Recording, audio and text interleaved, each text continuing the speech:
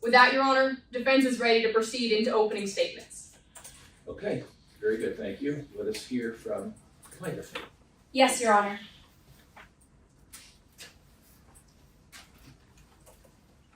May I proceed? Please proceed. May it please the court, Ms. Navarki, members of the jury. She took his life to take his money. It's April 24th, 2024, and the Mid Riverina Express train is gliding down the Australian countryside. The sun is out. The views are breathtaking. The passengers on that train are hoping to have the best vacation of their lives. But this defendant, Taylor Hobson, she's planning something else. You see, for over a decade, this defendant has been living entirely of her father, Avery Bancroft's money. $50,000 a month, $600,000 a year, when all of a sudden it just stopped. But the defendant's spending never did. So instead of taking on a job, the defendant took out a loan for millions of dollars. And right before her payment deadline, she boarded that train looking for a solution. Her father's money. But she learned that down the hall, in cabin 1, her father was planning to cut her off for good. Not only was her monthly allowance never coming back, he was planning to cut her out of his will entirely. $380 million. And any chance of paying off that loan would be gone. The next morning, her father was found dead in his cabin. Before he had the chance to change his will, the defendant took his life to take his money. That's why we sued the defendant under the Slayer statute. Now that's just a law here in Midlands that says you can't inherit somebody's money if you were involved in their death. Now I want to be clear. This isn't a murder trial today. We don't have to prove anything beyond a reasonable doubt. All we have to prove is that by a preponderance of the evidence, is that it's more likely than not that this defendant was involved in her father's death. We're going to meet that burden today because we're going to show you 3 simple facts. Why the defendant did it, how she did it, and what evidence she left behind. So let's start with that first fact. Why? Why would the defendant kill her own father? Mr. Bancroft's personal assistant, Kirby Doolittle, is going to tell you the defendant and her father were constantly arguing about money, screaming at each other. How the night before he died, Mr. Bancroft planned to cut the defendant out of his will, and the defendant, she didn't. Which brings us to the second fact. How the defendant actually did this. You're going to learn she poisoned his teeth. The physician who treated Mr. Bancroft is going to tell you about Mr. Bancroft's chronic kidney disease. How even a little bit of potassium could cause him to have a heart attack. And how when the defendant mixed it into his tea on April 25th, you'll learn it did. Which brings us to the second fact. If the defendant was really involved in her father's death, did she leave any evidence behind? You'll learn she did. And she tried to hide it. A photojournalist who was on that train is going to tell you that he found the tea and potassium this defendant used. And right after Mr. Bancroft's death, she paid him $7,500 a bribe. to destroy evidence. Members of the jury, today you're going to learn that this defendant did the unthinkable. That her father's life is worth only what he was willing to pay for. So when Mr. Bancroft's payments stopped, this defendant stopped viewing him as a payment. She took his life to take his money. That's why at the end of this trial, when my co-counsel, Miss Jones, comes before you and asks that you find this defendant liable, I'm confident that you will. Thank you. Very good, thank you, Ms. Colburn. Mr. Hoffey, will Yes, Your Honor. Your Honor, Ms. Colburn, may it please the court. Members of the jury, this case, it might seem like a complicated one. It might seem like a case that requires you to pay attention to wealth and poison and a conspiracy aboard a train route. But it's not. It's actually quite a simple case.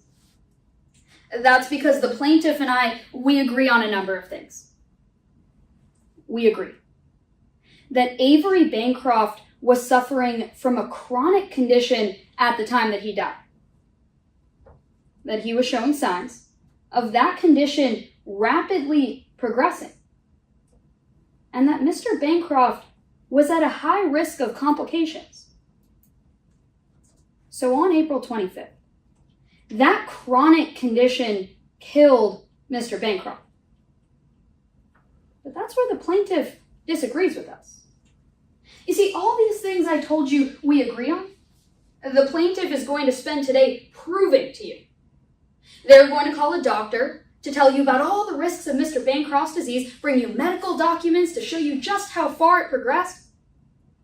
But they're going to ask you to believe that Mr. Bancroft's daughter, and not that deadly condition, was what killed him. Members of the jury, it doesn't make sense. And it still won't by the end of today's trial. They're turning a condition into a conspiracy. And they're blaming a grieving daughter to do it. So why? Why are we here in court today if Mr. Bancroft died of a health condition? Members of the jury, we're here because of the plaintiff. And Ms. Colburn told you herself, this isn't a murder trial. It's a wealth dispute brought by the plaintiff, Shannon Shahid. She's Mr. Bancroft's other daughter, who's also written into his will. You're going to learn today that it's Shannon, who has hundreds of millions of dollars to gain from suing her sister today. Now, unlike us, the plaintiff has a burden to prove to you that Taylor caused her own father's death. They're going to try to prove that by telling you that Taylor had a strained relationship with her father. And she did. But members of the jury, it's one thing to argue with your parents. It's another thing to go and kill them. So instead of following their conspiracy, we'll ask you to follow the condition that's at the center of today's case. And we'll ask you to do that by answering just 3 simple questions. What were the risks of Mr. Bancroft's disease? How were they managed? And what were the signs that Mr. Bancroft was about to die? We'll start with that first question. What were the risks of his disease? The medical documents will show you that Mr. Bancroft suffered from chronic kidney disease and that he was at high risk of complications. Now, that poison the plaintiff told you about, well, that was potassium. Something their own expert will tell you was at a natural risk of building up in the body when the kidneys get as bad as Mr. Bancroft's. So how did Mr. Bancroft manage these risks? You're going to learn that he was a busy man and he wasn't doing the things that his doctor had asked him to do. No diet, no exercise, no visiting the doctor. we're going to bring you a record of a doctor's visit Mr. Bancroft had in which he was warned about all of this. That doctor's visit was Mr. Bancroft's last before his death. It was a year and a half before his death. So that'll bring us to the last question, and the most important one in today's trial. What were the warning signs that Mr. Bancroft was about to die? Our eyewitnesses will tell you exactly about Mr. Bancroft's condition aboard that train. Shortness of breath, aches and pains, lightheadedness. You're going to learn these are precisely the symptoms of an imminent heart attack. That's how you'll know. They're turning a condition into a conspiracy. So throughout today's trial, members of the jury, I'll ask you to consider, which of the two is more likely? That a chronic and mismanaged condition killed a busy man? Or that a daughter killed her own father for money? By the end of today's trial, that answer will become abundantly clear.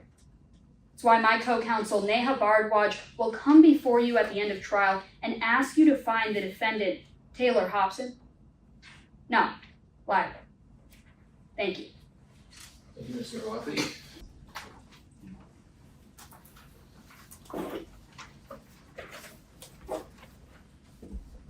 All right, Mr. Nawafy, we're listening. Yes, Your Honor.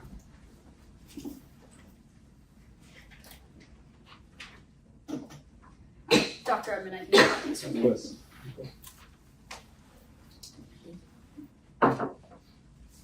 May I proceed, Your Honor? Please proceed. Good afternoon, Dr. Edmond. Afternoon.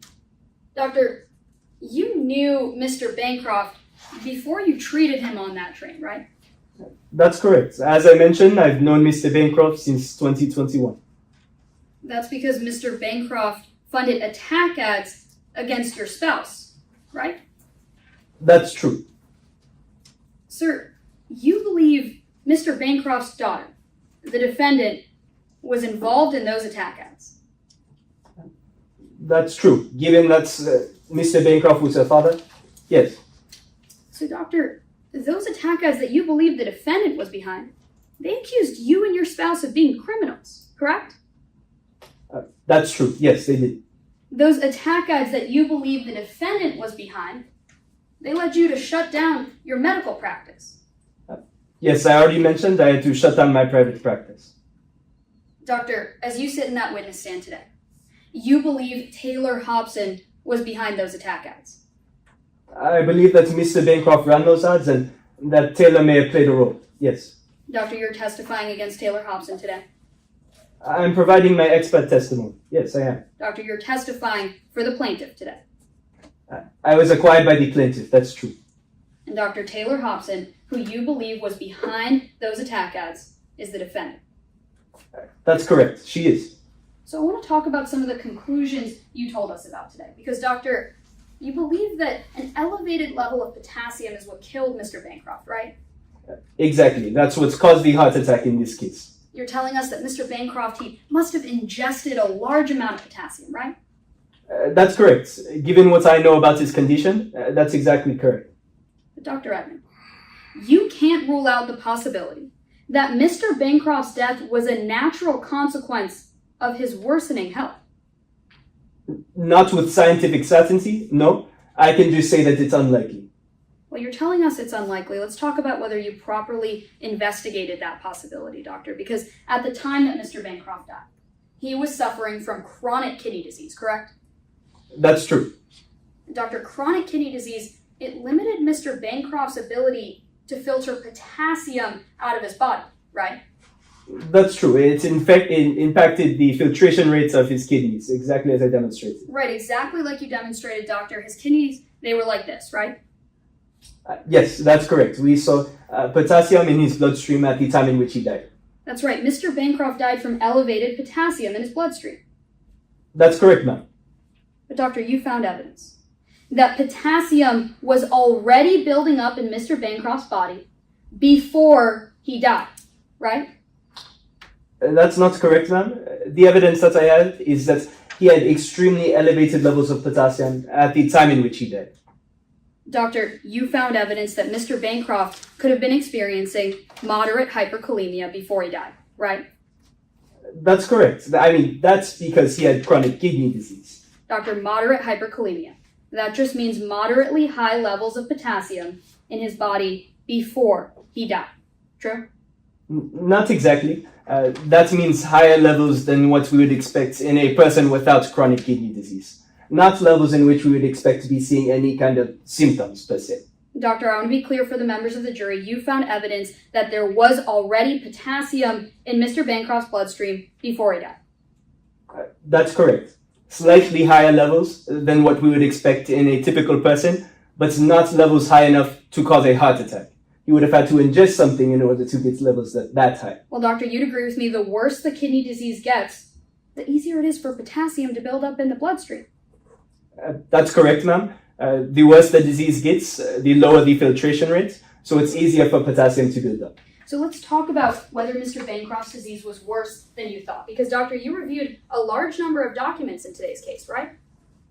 I reviewed everything that I mentioned, the death certificates, autopsy, and the medical record. Doctor, none of the records you reviewed indicated just how quickly Mr. Bancroft's disease was progressing. That's true. None of the records that I reviewed. I was only provided with that medical record whenever I inquired as to his history. Well, doctor, that medical record, it was from a year and a half before Mr. Bancroft's death, correct? The medical record that I reviewed, it was. Doctor, you'd agree with me. Mr. Bancroft's disease could have gotten worse in a year and a half. That's correct. It could have been according to the autopsy. As I mentioned, though, I did talk to Mr. Bancroft on the train. He confirmed that he had stage 3 chronic kidney disease. Doctor, I want to be clear. Mr. Bancroft's potassium levels could have risen in a year and a half, correct? That's correct. I just found no evidence that they did. Well, doctor, you said that Mr. Bancroft told you he had stage 3 kidney disease? Yes, on the train, 2 days before he died. But his autopsy suggests he could have had stage 4 kidney disease, correct? His autopsy says it's a possibility that he could have, but that he definitely had stage 3 chronic kidney disease. Doctor, is it your testimony today that his autopsy says he definitely had stage 3 kidney disease? That he had stage 3 chronic kidney disease, yes. That he definitely had stage 3 kidney disease, doctor? It says that he had stage 3 chronic kidney disease. Doctor, it says he could have had stage 4 kidney disease, true? It says it's a possibility. Doctor, stage 4 kidney disease, that's one of the late stages of this disease, isn't it? That's correct. There are 5 stages in total. Doctor, stage 4 kidney disease, that puts patients at very high risk of complications. That's correct, yes. Stage 4 kidney disease means Mr. Bancroft's kidney function could have been as low as 15% of its normal function. Once again, that's true. 15% of its normal ability to filter out potassium. That's true. 15% filtration rates relative to the normal rate in which a kidney functions. Doctor, you'd agree with me, there are ways patients like Mr. Bancroft can avoid the risks of potassium building up, true? Of course, that's true. They can be placed on treatment regimens to avoid those risks, right? That's true. I saw Mr. Bancroft taking medicine whenever we had that conversation about his chronic kidney disease. Well, doctor, those regimens, they can include frequent exercise, true? That's part in some cases, yes. They can include restricted diets. That's also true, yes. They can include regular visits to the patient's physician. Of course. I'm not exactly familiar as to what Mr. Bancroft was doing. Doctor, you're not even familiar if Mr. Bancroft was exercising, were you?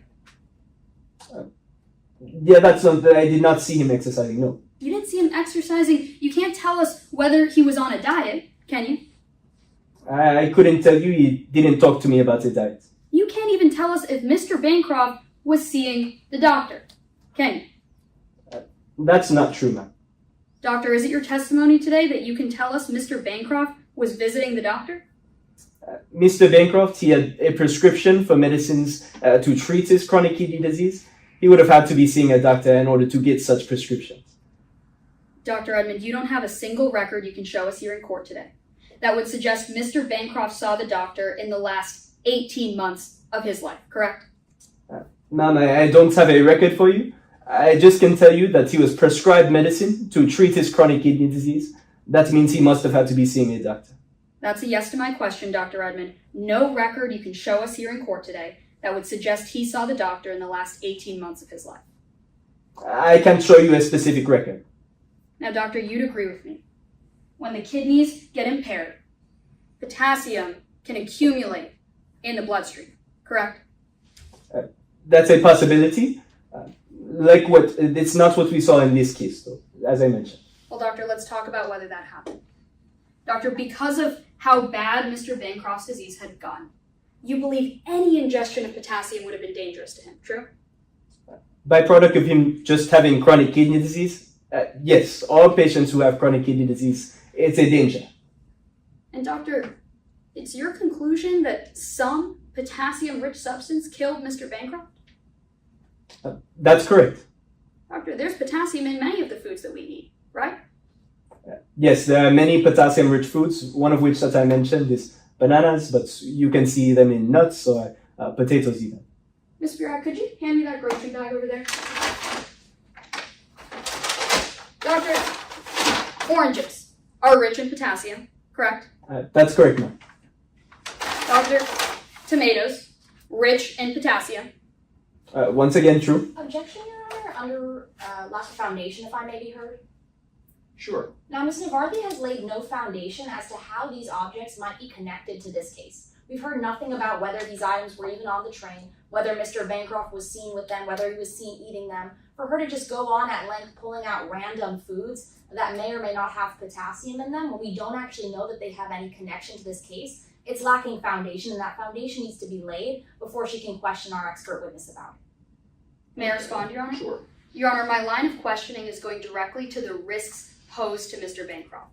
All of these are everyday foods, and I'm asking Dr. Edmond about how risky these everyday foods might have been to Mr. Bancroft. Now, if Your Honor finds that this isn't enough foundation, if I may proffer, Your Honor? No, I don't need any proffering to show fruits. The objection is overruled. Yes, Your Honor. Dr. Edmond, potatoes, rich in potassium. That's true, as I mentioned. And doctor, even nuts are rich in potassium. That's correct, ma'am. So Dr. Edmond, it's your conclusion that any of these foods could have killed Mr. Bancroft. That's not exactly correct. I didn't see any of these foods on the train. Well, Dr. Edmond, it's your conclusion that some potassium-rich substance killed Mr. Bancroft. That's part of my conclusion. I also mentioned that it's more likely that this was ingested in a liquid format, given that we didn't see any food contents within Mr. Bancroft's stomach. Doctor, you don't know what Mr. Bancroft was eating aboard that train, do you? I did not observe his every meal. I can just tell you what I saw within the autopsy. And all of these foods are rich in potassium. Yes, ma'am. Thank you, Dr. Edmond. Nothing further, Your Honor. Okay, cross-examination. Yes, Your Honor.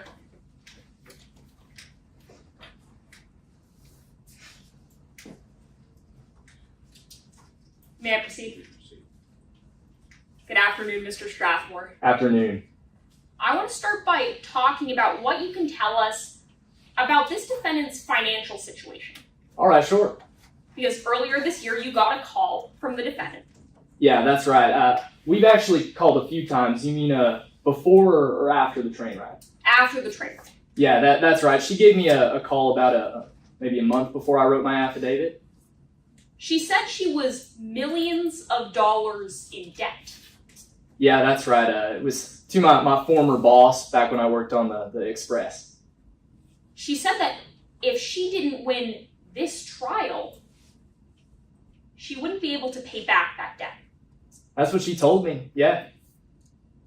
Then I want to talk about what you were able to tell us just a couple of moments ago. Sure.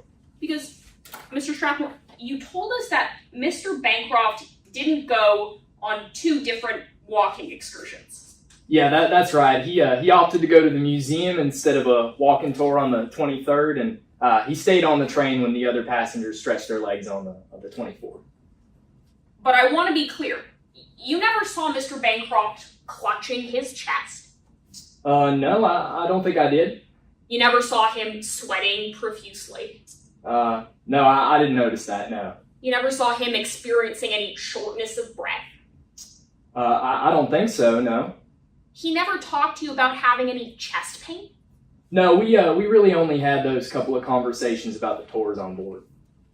Then I want to talk about what you can tell us. Sure. Because as part of your job, you were in charge of making reservations for the Platinum section. Yeah, that's right. I had to switch my sleep schedule to Midlands time. I was nocturnal for 3 whole weeks. So, before the train ride, this defendant gave you a call. Yeah, that's that other phone call I was talking about. She gave you a call to make her reservation on the train. Yeah, she did. That's not the only thing she wanted to ask you about. Yeah, she wanted to know if her dad, Mr. Bancroft, was going to be on board, and also if she could get a cabin closer to him. Well, let's break that down. She wanted to confirm that Avery Bancroft would be on that train at the time she was making her reservation. Yeah, that's right. She wanted to be in the closest possible cabin to his. Yeah, that's what she asked for. The one that was closest I'd already booked, so I put her one more away. She asked you to tell her if at any point Mr. Bancroft canceled his reservation. Yeah, she wanted to be able to cancel her ticket if he canceled his. Exactly. She said that as soon as he canceled his reservation, well, she'd cancel hers. Yeah, that's right. Then I want to talk about what this defendant did on that train. Sure. I'm approaching to retrieve an exhibit. Mr. Strathmore, this isn't the first time you've seen this bottle. No, it's not. You saw this bottle in a store called Share's Tool and Craft. Yeah, I sure did.